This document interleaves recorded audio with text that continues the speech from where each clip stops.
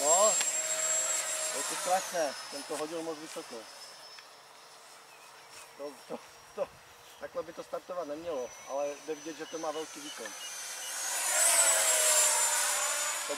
Teď používám i směrovku do zatáček, takže to...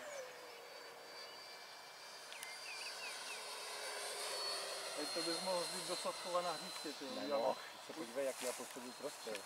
Však jako na hřišti by si startoval, víš, jak mohl by si lítat nad polem někde. No dobře. Dáme lepík. Co tam děláte přes tu plochu? Chcete, ať vás to zabije? Co blbnete?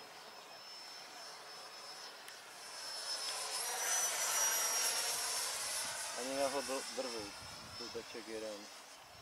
Musíme tu dát ty cedule.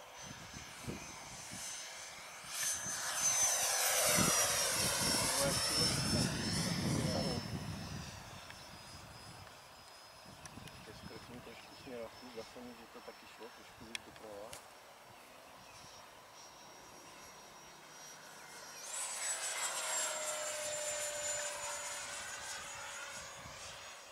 Stačí ten, no, trošku jí pohnu. A umíte to něco jiného než za služku?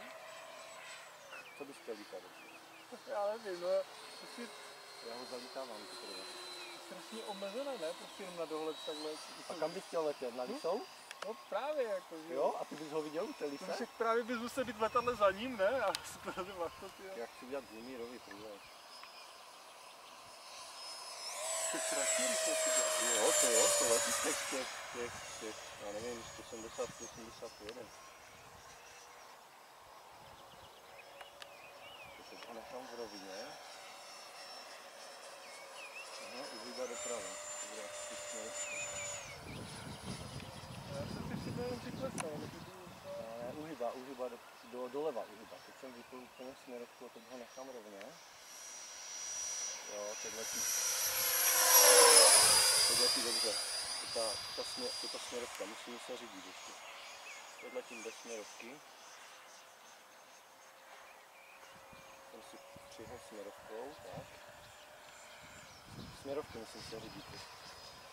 Tak jo, tak já už půjdu dolů.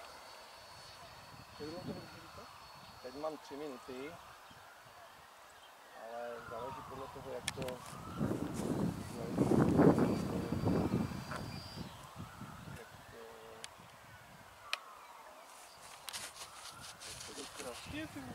No, chtěl jsem to ještě přizdvihnout.